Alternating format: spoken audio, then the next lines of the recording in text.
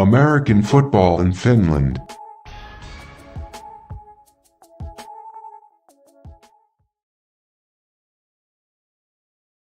The voice in your ears and the face on your screen.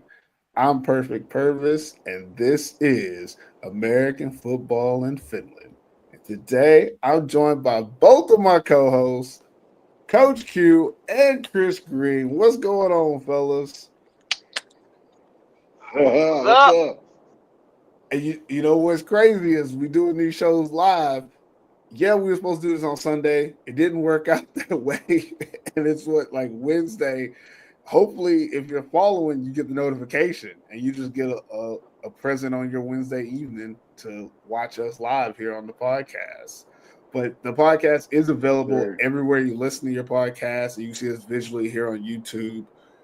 Actually, it's not up on Spotify and stuff yet for some reason, but I'm actually going to get that fixed before the first game. I'll get all the episodes up tomorrow whenever I get back home. Sorry about that, guys. That's on me. I did some weird thing with the stream. But wherever you listen or watch, be sure to subscribe, follow, and like us. And anyone who doesn't, hit that button. We know you're a hater, and that's cool. We're going to get on with the show anyways.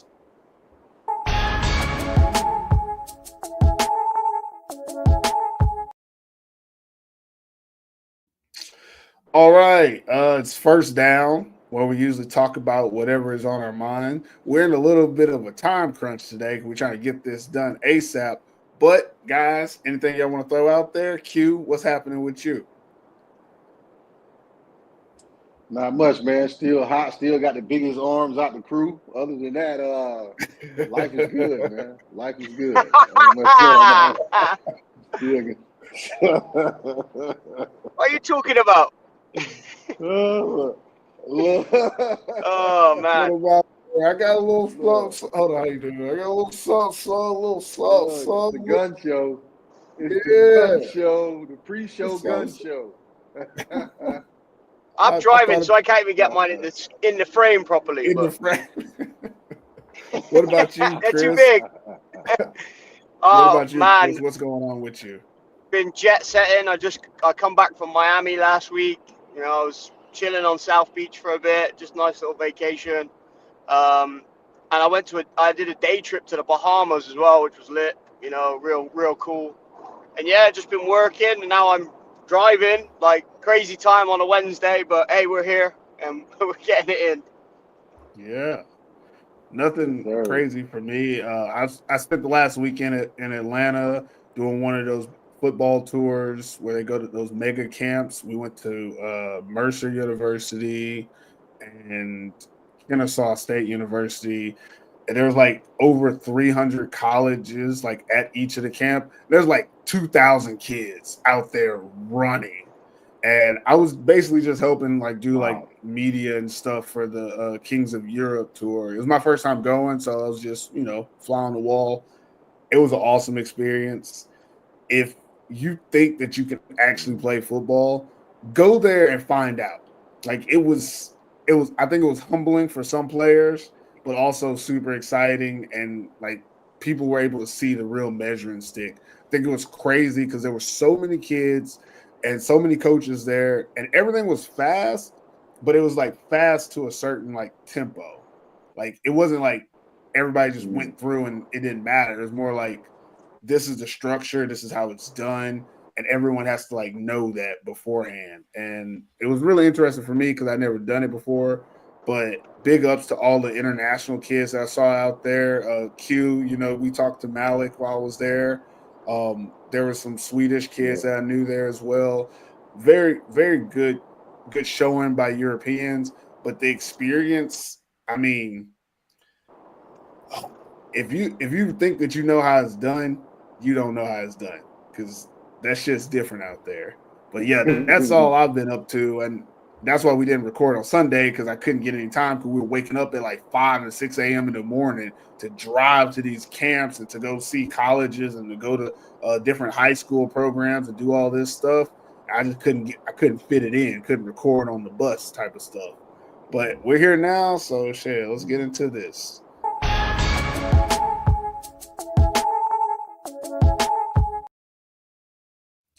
It is week 1 of the Maple League season. We'll get right into the games. Starting on Thursday, we got Helsinki Wolverines versus East City Giants. Is that considered the Helsinki Derby now, or like because the Roosters are in the other division? So I guess this is the Derby now. I don't know, but it's gonna be interesting to see. And they should be playing. The Wolverines are home, so I guess it's at Velo. I think they play their games at Velo now. Then the next game we have is Tampere Saints versus the Wasa Royals. That's on Friday. And Saturday, now we get double headers on Saturday. Early game, Porvoo Butchers versus Kuopio Steelers. Late game, Helsinki Roosters versus Seinäjoki Crocodiles. So let's spend a little bit of time on each game and talk about the matchups. First, we'll jump off with the Helsinki Wolverines versus the East City Giants. What is an interesting storyline or question in this one for you, Q? I think it's simply which team is going to show their their work that they put in over the summer. What kind of acquisitions they made. I think this is a measuring stick for them, more so for the Wolverines. I think because East City Giants. I mean, what's the expectations of your first year in? I mean, it's not like you're trying to win a championship the first year. You're just trying to get a few wins if you can, and some upsets if you can, and see how your guys measure up to that league. And I think it's more of an important game to the Wolverines to see if they've gotten better over this time period. I mean, they've been developing players some years now. Now it's time to see the fruits of your labor. It's time to see if what you've been coaching is putting out on the field. And this is a good game for the Wolverines to get some confidence too.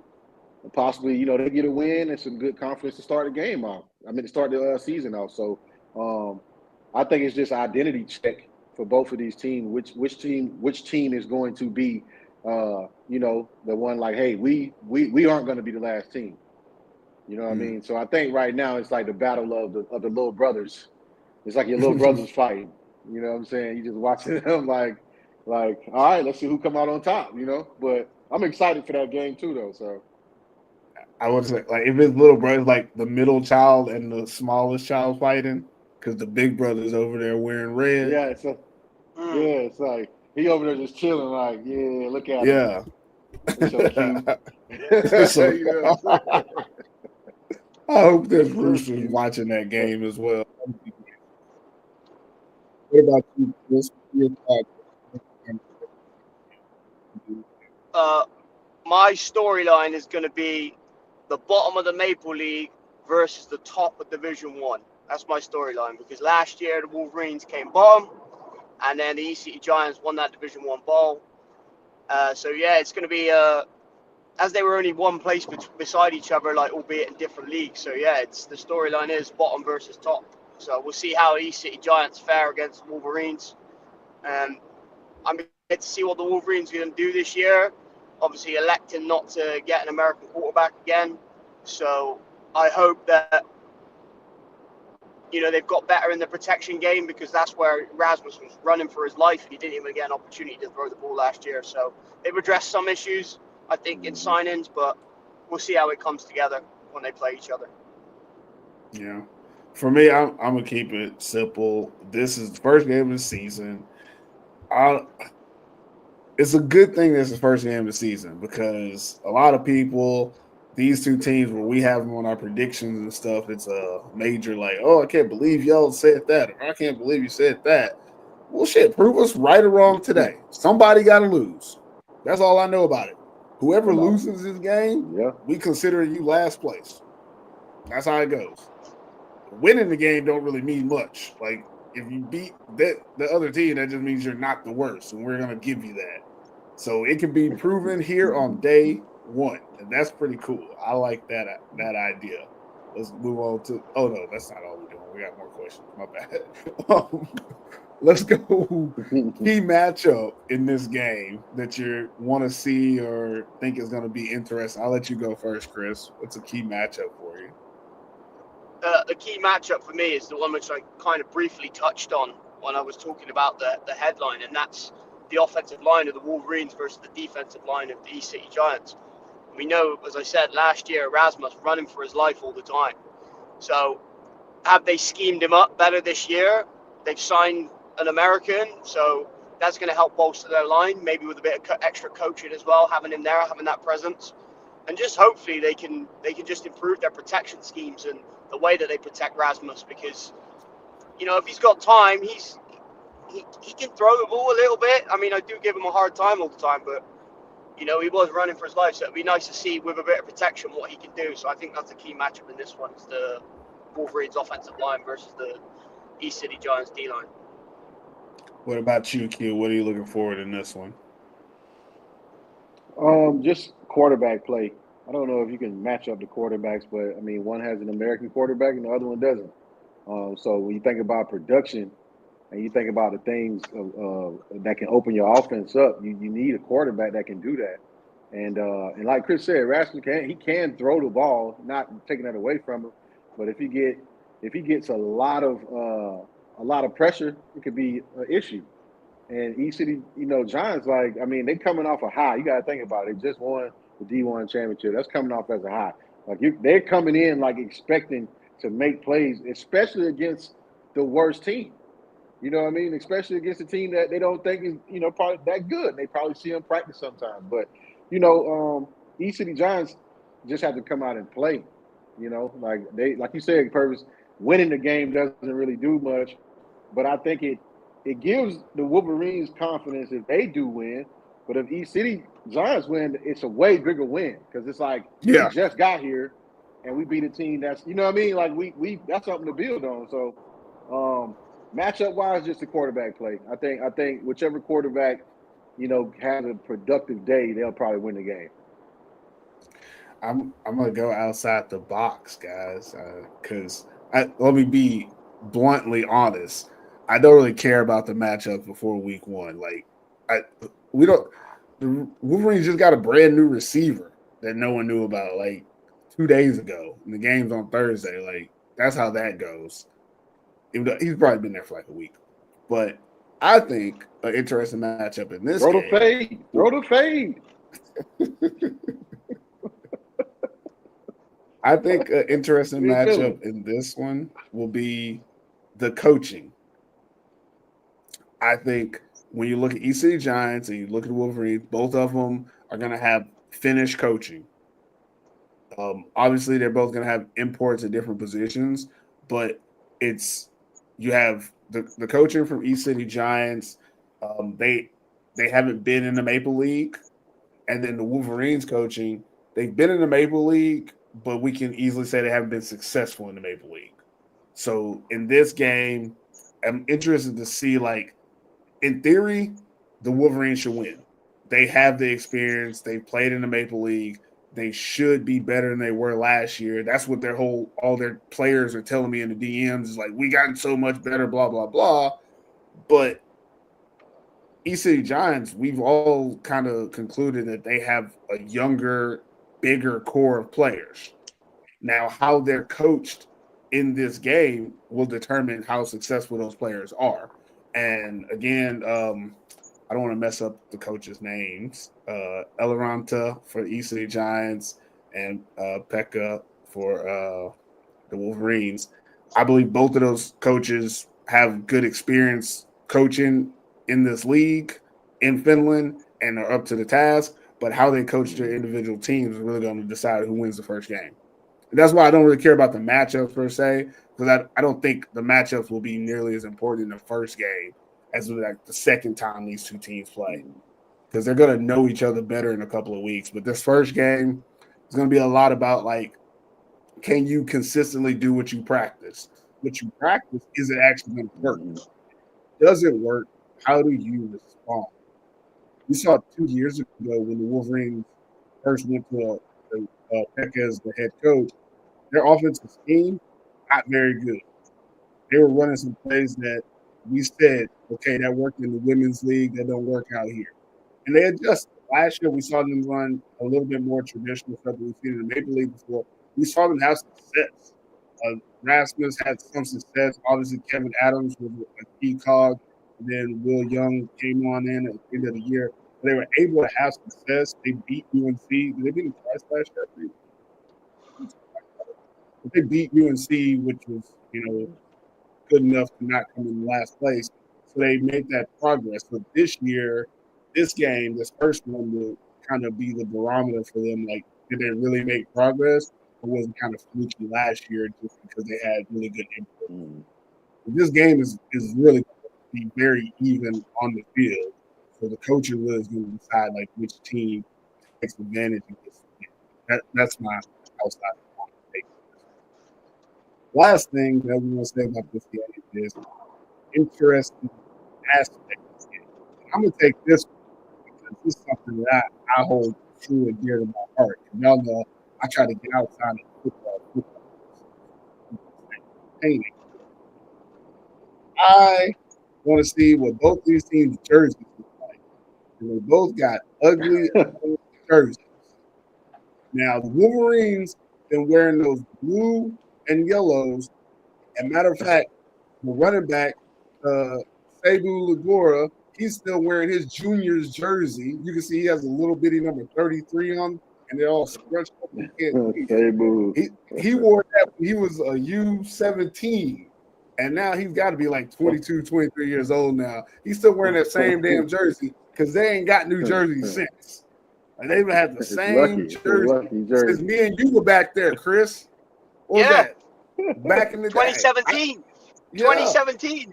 2017. I could let somebody use one of my jerseys. No, I only got the gold one, which, again, they haven't worn the gold one since like 2019, which the gold ones was dope. I would love for them to bring those back.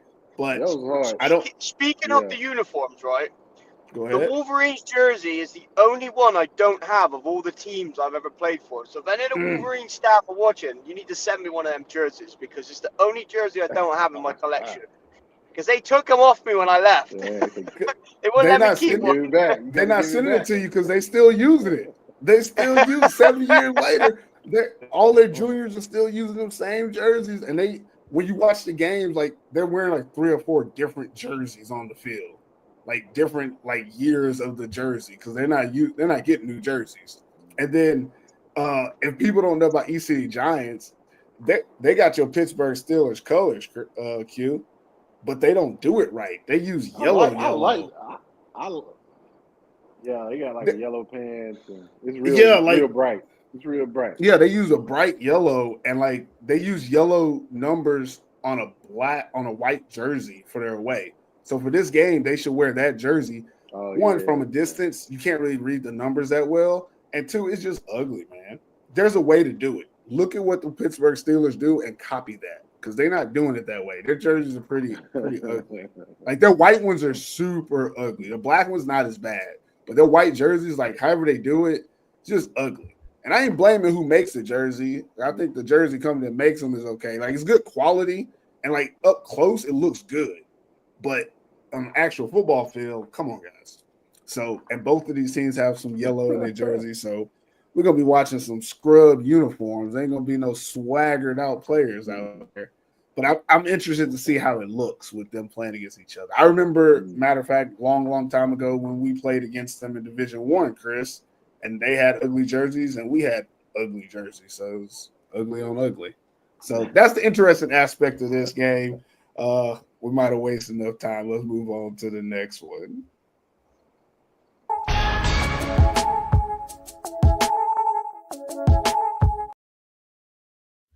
All right. 4 games is a lot. Second game, we have the Royals. Hit me with a storyline. Q, what are you thinking on this one? Tampa Saints and the Wasa Royals. I think this is actually going to be probably a good game. And I don't know why, besides obviously quarterback, you got Jesse Robinson. Jesse Robinson.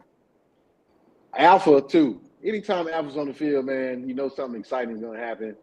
And I'm just excited that we get them for the first game because they both have something to prove.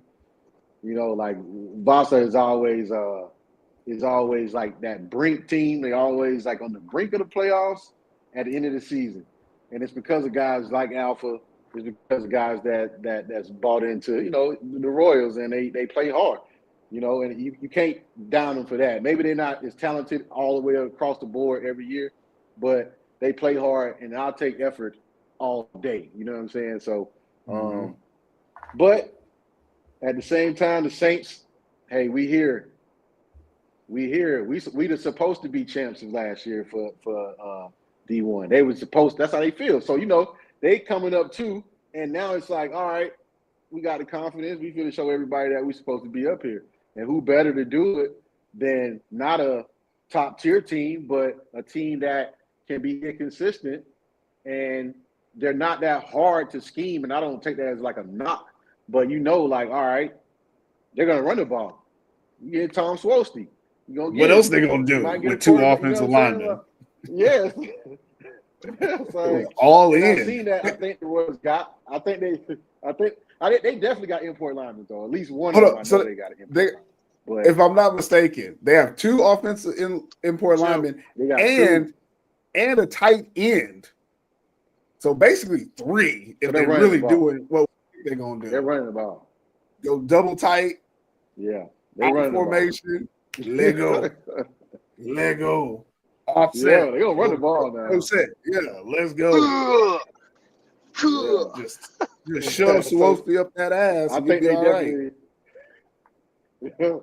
So I mean, it's a good game for them defensively. The game's for confidence against a strong, aggressive team. A normal team, and it's just gonna be a matter of obviously who makes the most plays. But I think the Saints have a lot to prove, and I think Wasa is. I won't say they have a lot to prove. They've already shown everybody what type of team they can be. I think it's just a matter of like, all right, Saints, we're happy for you, but you're not going to get your win off of us. Like, you know what I'm saying? I feel like Vasa kind of got that, could have that feeling like, hey, we understand y'all up here, but we still feel like, y'all can't mess with us. So, yeah, I'm excited to watch that one. Okay. What about you, Chris? What are you expecting to see in this one? What's the storyline for you out of these two teams? My storyline is going to be, are Tampere, are you ready for the Maple League? Because this is a nice game for them to start with. They're playing against a mid-tier team in the Royals who have had some success in the past, but recently, they've been that kind of mid-tier to bottom-tier team. So it's a nice measuring stick game, I think, for the Saints, and it will give us an idea if they blow out the Royals, we know they're going to be a playoff contender, I think, early doors. Or, it gives us an idea of that. If they lose to the Royals, they're probably just going to be a mid to low tier team by the looks of things in the Maple League. So, yeah, it's a bit of a measuring stick game for them, I think. That's good, too. I think it's easy to say, if you can beat the Royals, you can make playoffs. If you lose to the Royals, you're probably not a playoff team. Pretty good. I don't have much on storyline. Let me see. I heard that the last time these two teams played each other were in first division, and I don't know. Might have been 2015. It might have been 2015. Because I don't think were the Royals in the Maple League the same time that the Saints were. It was a long time ago for the Saints. It's been a minute. I think the last time these two teams might have played was 2015 when I was playing in Division 1 for the Jaguars. Because I remember they had to play. Yeah. They had to play in 2017. They had to play in 2017. Nah, the Royals were in the we're Tampere in the Maple League because, in 2017.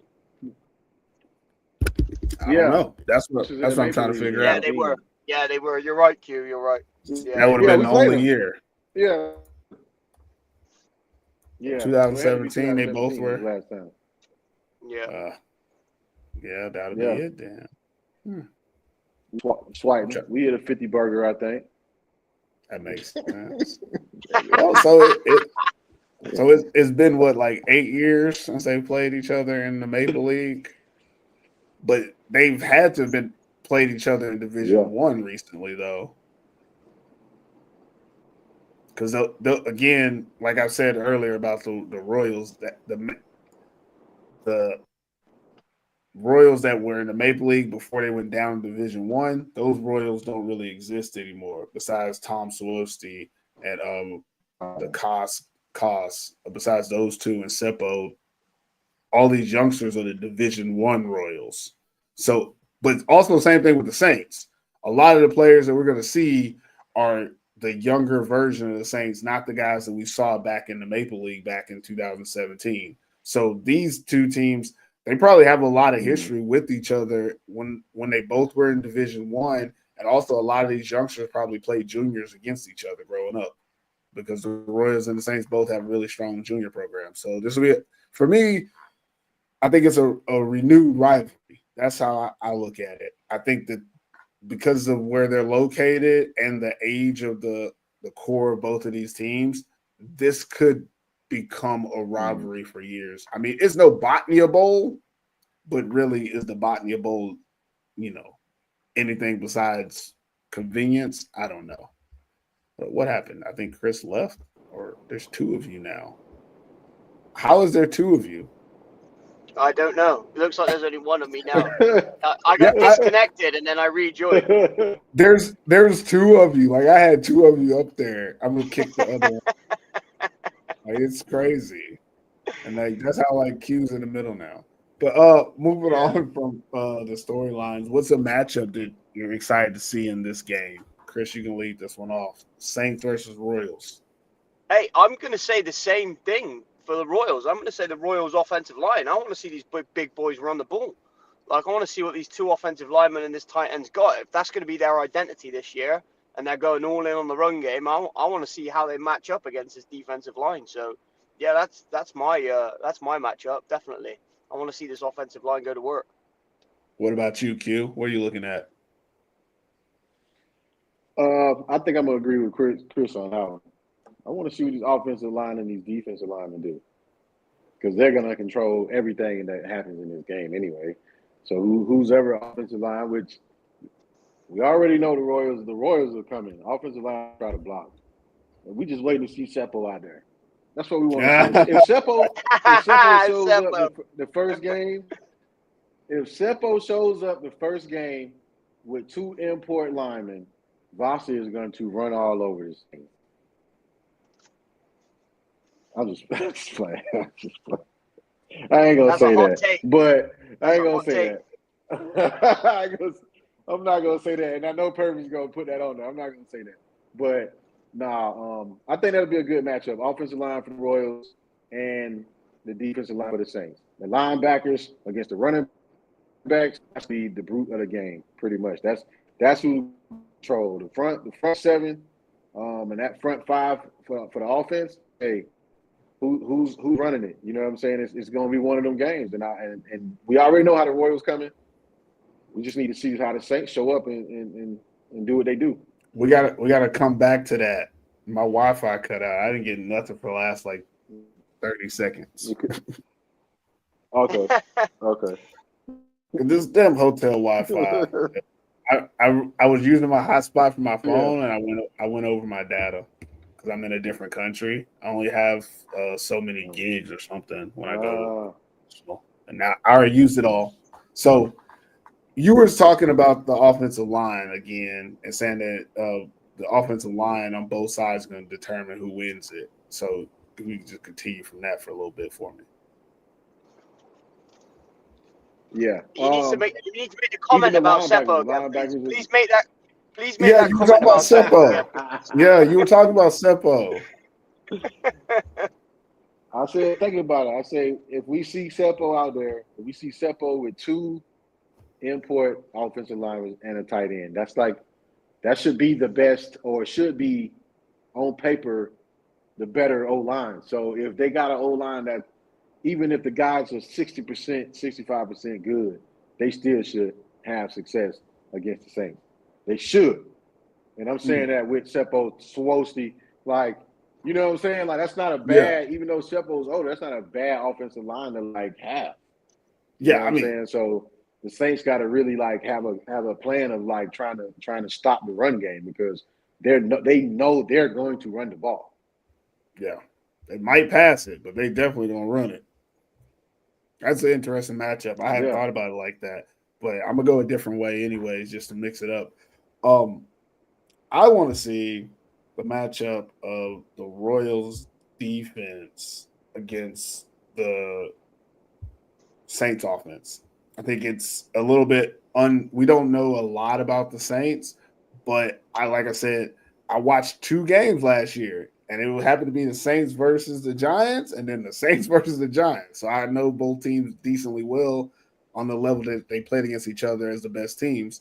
And the Saints offense, like you said, Jesse Robinson, the quarterback, it's going to be a little bit different look than what the Royals are used to seeing from a quarterback that's mobile, but also very efficient in his gameplay. And then they also have a running back. I think he's a European or Spanish guy. I think his last name Chavez. And that dude fast. I mean, he's fast. And I don't think they've seen that kind of speed outside of Alpha. And the difference is he's an actual running back. So he's fast with vision. That's very dangerous. Very dangerous. Think about some of the plays that Ethan Greenfield made last year where he literally he knew what angle to break and how to break it. This running back has similar vision. And then you got to think about Dejan Newell, who's kind of going to be the wild card for them because he can play quarterback, running back, receiver, defensive back. He can be on both sides of the ball, and he also is going to have EU status. Very similar to Alpha in that aspect. Maybe not the same caliber as Alpha Jallo, but he's a versatile player. He was playing quarterback in that championship game. So if something happens to Jesse, they believe in him, but also he can play slot, and they have 1 or 2 good receivers, finish guys. And he was telling us in our interview earlier this season, they got a tight end they think is one of the best. So you're looking at an offense that is multifaceted, that can throw, run, and they have a couple tricks up their sleeves, packages that we are going to be very tough to match up against. And then I look at the Royals defense. They say, the Royals say that there's, some changes and they're going to be this and that. It looks very similar to what we always get from the Royals. You got Alpha playing on defense, which even last year, when you bring him in at safety, that's actually helpful for the offense because now we know where he is. We know what we can and cannot do. I think that limits what they can do defensively. And then his help in the secondary, there's always some type of hole. I still don't see any corners. Unless they've done something I don't know, I do not see any corners worth a damn. The last good corner they had, didn't he go to Porvoo or something like that? They got a safety. I thought they got a safety from Prague or something. Didn't they get a safety from Prague? I guess. I don't know much about them, but and then they got I know they got an import linebacker, right? They got an import linebacker. Khalifa's coming back. Oh, he's a backer. Yeah, a backer or safety. I thought he was. Maybe. But that's what I'm saying is that, and then up front, I think they're going to rely on their finish guys still, which they have a good finish core. Their D-line was not bad. It's never been bad, but it's never been great. And their linebacking core, last year was bad, but they had some issues. They had a lot of injuries and stuff like that, but it's never been great. And now Alpha makes part of their secondary great. But overall, I've not said anything that makes me think that this defense is more than mid. And a mid defense, Saints can probably beat a mid defense. So I want to see, do they do something different this year? There's not an edge rusher that we're expecting to be great. Khalifa's a great tackler, but he's not a pressure linebacker. He's not blitzing. He's not getting sacks. He's mostly just tackling faster than anyone else, which means you're still getting yards when he makes his tackle. He's not getting tackled for losses. So if you're going to give them 4 or 5 yards a pop, that's average defense. It's not good defense. And I think the Saints will take advantage of that. Like I said, the Saints have a lot of weapons. I think the Royals, I want to see how they match up against those weapons. And I think it'll be a good indicator for them on the season. Because if they can match up with the Saints, I think they'll be able to match up with a lot of other teams as well. because I think the Saints are going to give us a very unique look compared to most teams that are very vanilla in their offensive styles. So that'll be a good matchup. I think I went over a little bit on that. But interesting aspect. I don't really have one for this one. Do y'all have one? I don't have one for this game. Besides like the D1 thing. No, I kind of put it into my like normal. Yeah, I just kind of put it in all in one. We kind of already did that. So we'll go to the next game. No worries.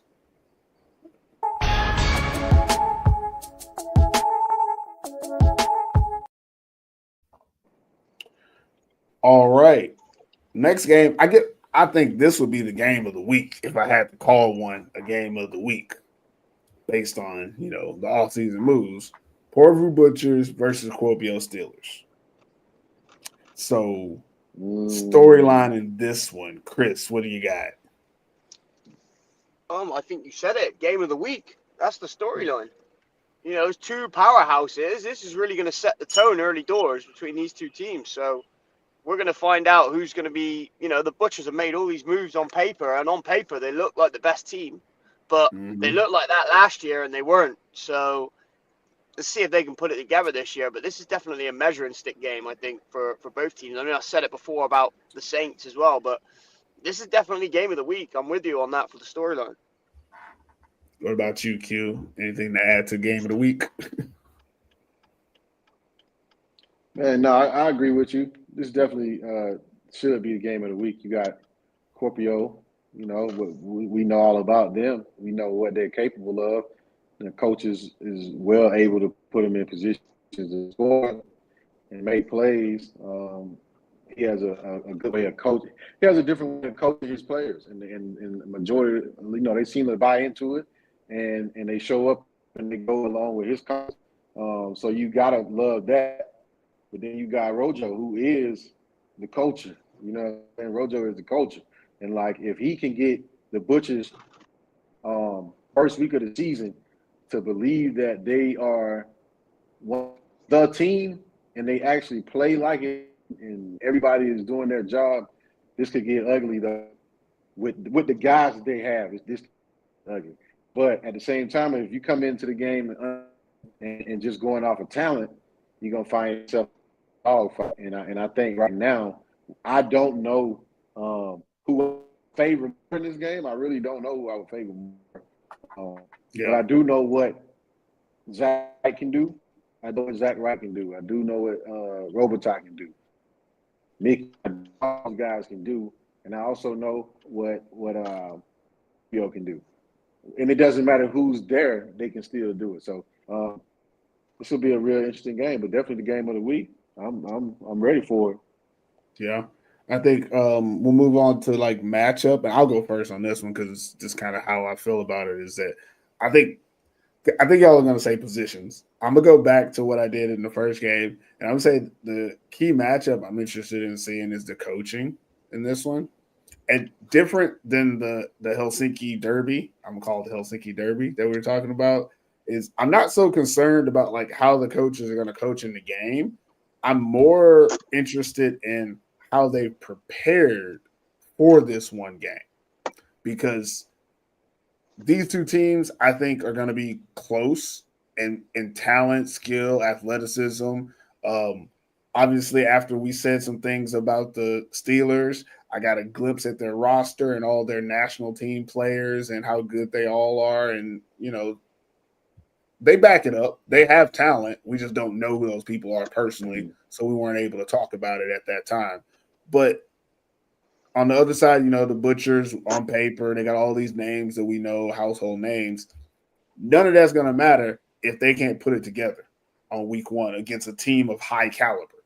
If these teams were playing against the Helsinki teams, we wouldn't even care. We'd just be like, oh, we just want to see how many points they're going to score, or we want to see how well they do. But in this game, you got two teams with a lot of new players in new starting positions, and then it could go good or it could go bad depending on how they gel in this game. And a lot of it has to do with the preparation that the teams have had in the offseason. Most of the season, you're going to be able to adjust week to week. But for this first game, if you've prepared your team, they're going to come in firing all cylinders and things are going to work out. If your team hasn't prepared, if they don't know what to do if you get into a certain situation because you haven't went over it. Let's say you get in a 2-minute drill and you haven't practiced a 2-minute drill, which I'm assuming both these teams have. I'm just being very general that there's even more situations that they can get into that if they haven't prepared for it, it could be the difference between a win and a loss in this game. So I'm really interested because we're going to be able to find out, like, did Mattingly, like, did he in with his guys in the offseason, or did Rojo, did he make sure that his guys knew everything about his system?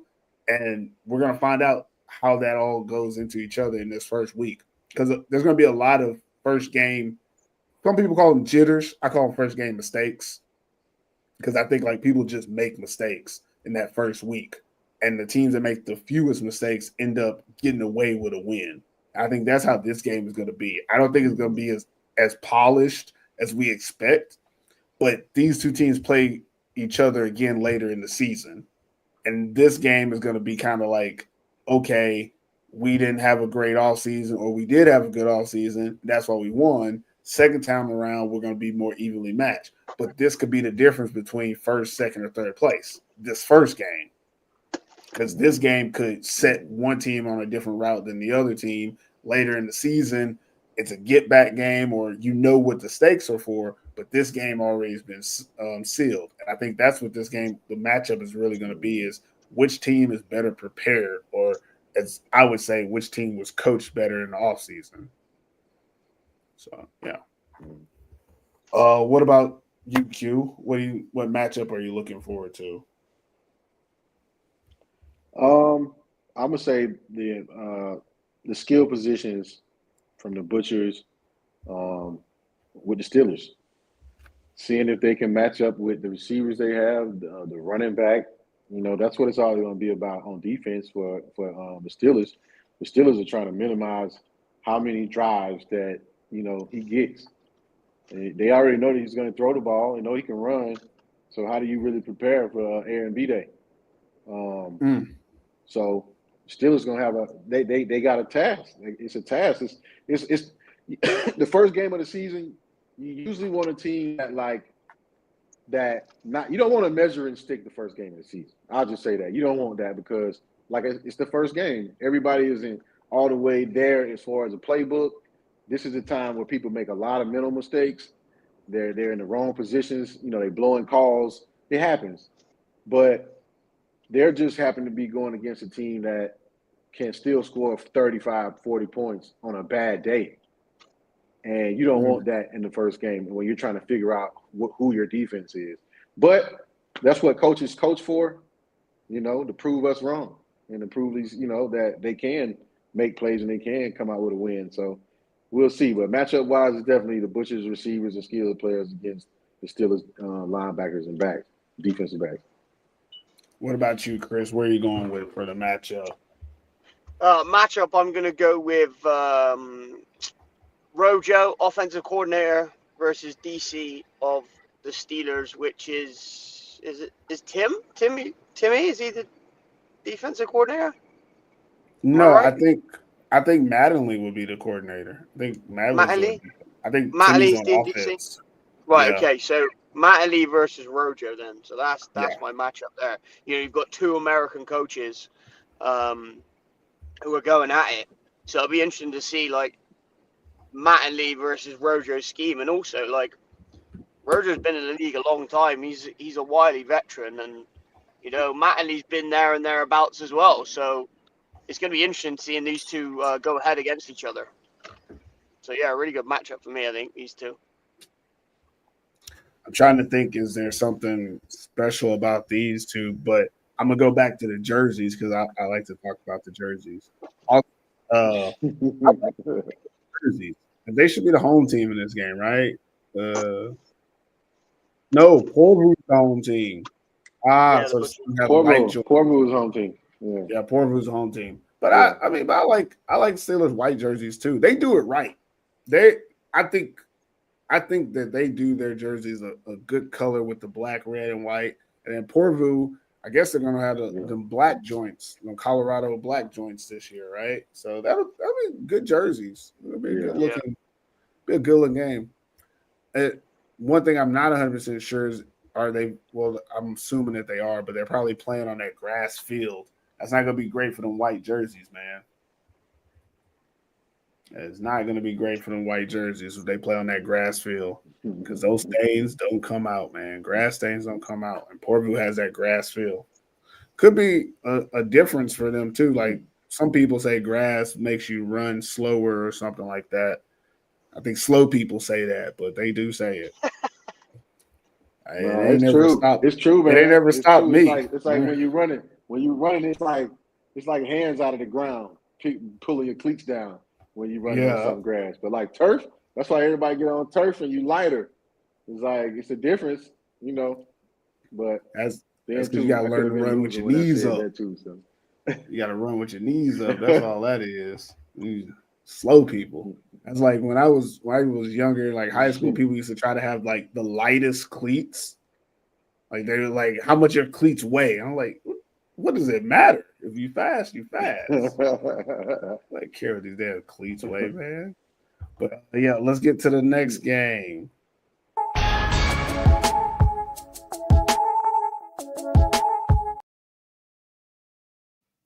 I'm 100% sure my laptop is we got one team left. I'm trying. I want to turn on the other. And I've got like 5-7 minutes left. Okay, so we're gonna be all right, guys. Yeah. We're gonna get through here, and we're good because there's no pick 'em. So just so people know, there's no pick 'em.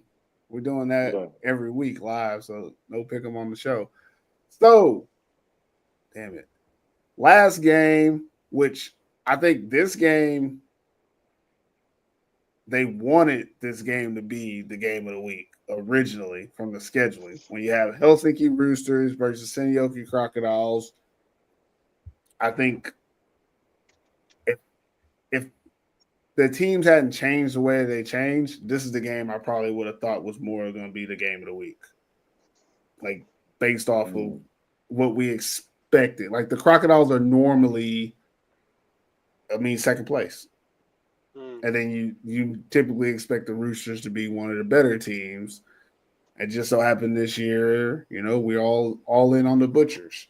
But for this game, it's more of I don't know how to classify this game. So I'm gonna leave it up to you, Q, because you're the Roosters expert. You're the Roosters lover. What is really going on this week with the Roosters? You know what? I think what's important for the Roosters, or what should be important for the Roosters, is not giving up sacks. They're going against Charles O'Connell. We know what he can do. It's very important that they keep him off Ambrose. It's very important. So Ambrose get his confidence up. He's a tough kid.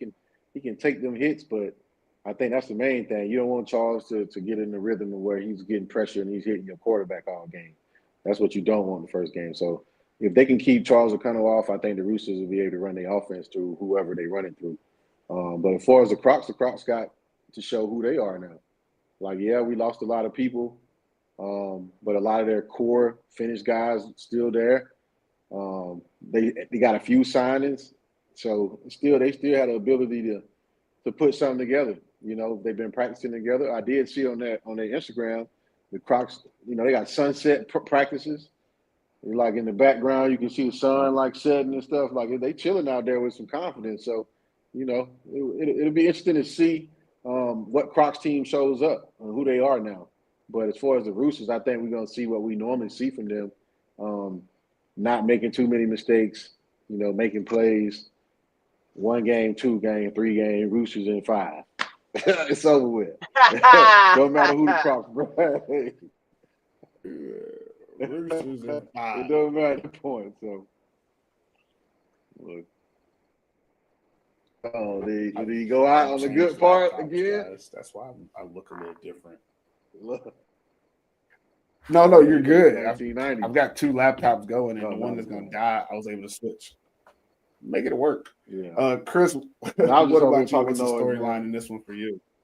My storyline is going to be Seinäjoki. Life after CP50. And it's going to be Right? yeah, right. This end of an era for the Crocodiles. Like this is the first year in I don't know, like maybe what 5-6 years that they've not had CP. Yeah. Maybe even longer than that. Maybe I even think longer than that.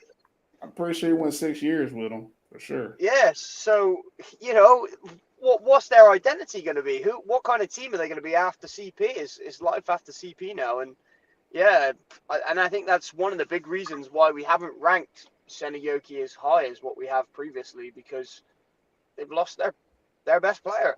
Like, let's not sugarcoat it. They lost their best player. They've lost Aaron Bide to the Butchers as well. So they lost their quarterback. They've lost their best player. I don't know. But yeah, I think the Seinäjoki Crocodiles, we're going to see them. They know Sarkala brothers as well. They're both in Dresden. And the So Tapola brothers. They lost the two linebackers. They lost two linebackers and two receivers who were like core finish guys for them. they were the linchpins of that team. Like, they were their core finish linchpins, and they're gone. Their running back's gone. Their quarterback's gone. So we're going to see a new look Seinäjoki this year. And yeah, life after CP. Got a new coach also, so the coach has left as well. Yeah, my storyline is I don't have a storyline, but I have a question. I want to see what the Roosters look like in this new era as well. They've had some changes, and we normally say they'll be okay, but it's kind of like a jumble of sorts. You got coaches that used to coach defense, now they're coaching offense. You got a new head coach coming in that wasn't there last year with them, and they still have this like young core, but we still have Oko, we still have Oxley, who else? Who are the old person they have? They still have like a couple of guys from the old guard, and I want to see like if they're gonna just make the transition this year. Are they going to give Ambro the keys to the car this year? That's what I really want to know. Like, we've seen the last couple seasons with him, like a lot of times teams try to put him in a situation where players around him can make plays. I want to see, are they going to continue that this year, or are they going to kind of let him do the thing? I want to see him, checking at the line or maybe being more authoritative on the sideline.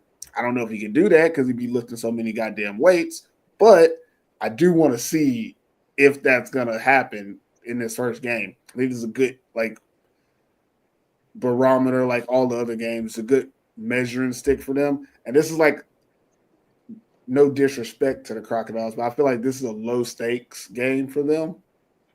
There's not a lot they have to do to win, per se. I don't think the Crocodiles really have much for them, so they can try new things. So this is the perfect opportunity to say, okay, we're going to, let Embro do his thing this week. If it works out, great. We got a great path to go. If it doesn't work out, you probably can still win the game. And then you just know that, okay, we can't be doing that against better competition later down the road and stuff like that. So I'm really interested to see that. Let's go into the matchups. What matchups are you looking at, Chris, in this one? If there are any.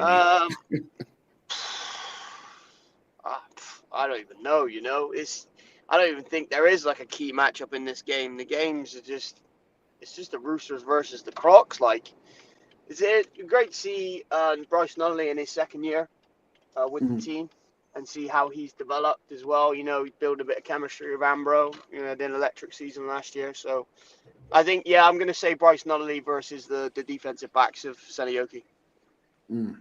That's actually pretty good because I'm pretty sure they lost their starting corners from last year.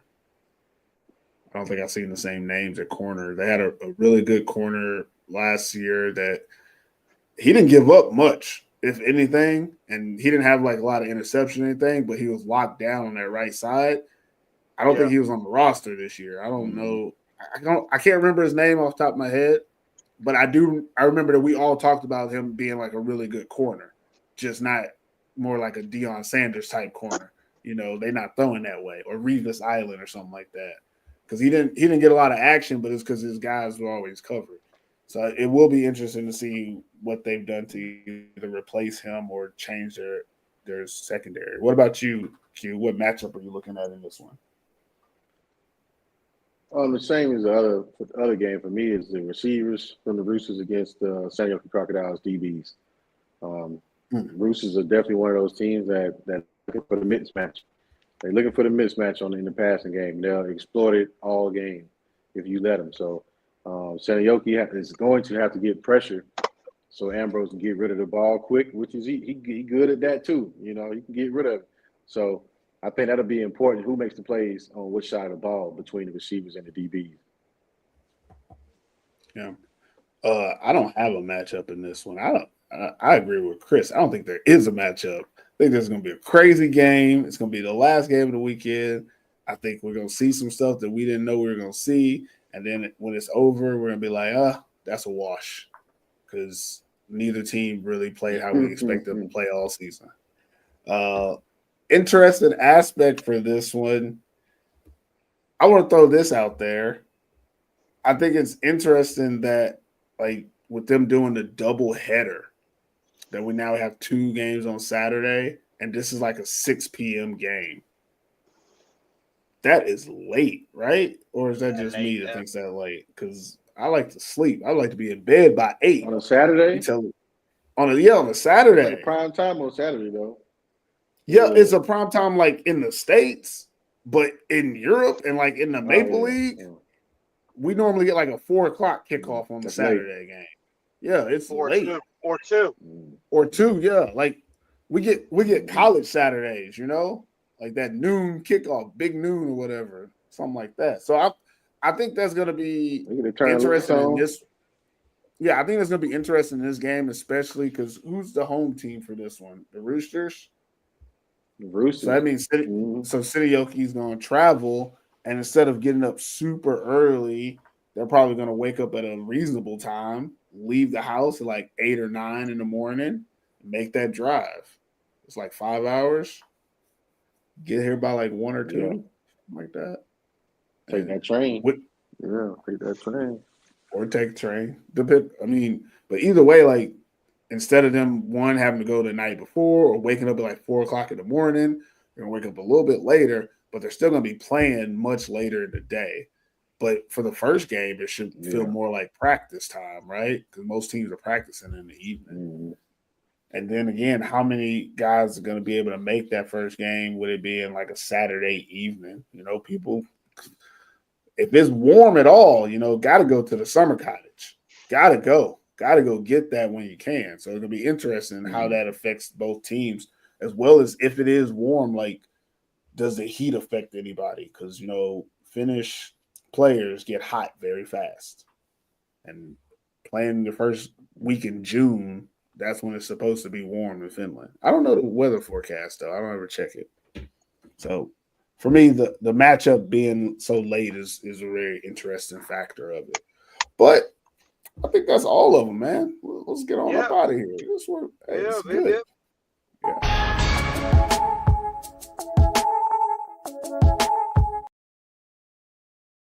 Hey, we did it. That's it. It was only like an hour because we knocked it out. We did what we could. Any last words before we get out of here, fellas? Anything y'all want to throw out at these people? Be ready for week 1. Let's go. Let's do it. Saints. Let's go, Saints. Let's go, Saints. When the Saints go marching in. They should play that. They should play that when they go out there. I want to be in the number. Oh, when the Saints go. Watch. It's gonna be a crazy weekend. I still remember that. I hope the Saints do like a great like home game experience. I used to love their home games. Like they used to have like the bouncy castle. They had the different cooking stations. They'd have the different like trucks come up. They had the one place where they would like barbecue the food like right there in front of you on one of them big ass grills and stuff. Like it's always a nice time. So hopefully they do that again. One time they had somebody parachute in with the game ball. And I always think that's cool. Seeing somebody come in with a parachute. I saw that one summer. So good to have them back in the Maple League. One thing I would like to say is I know a lot of people probably won't get this show until like tomorrow, but this is the victory lap for us. This will be our last like regular season before we take at least a one summer hiatus. So just wanted to let everybody know we're here though. Like we in it. We in it. We here.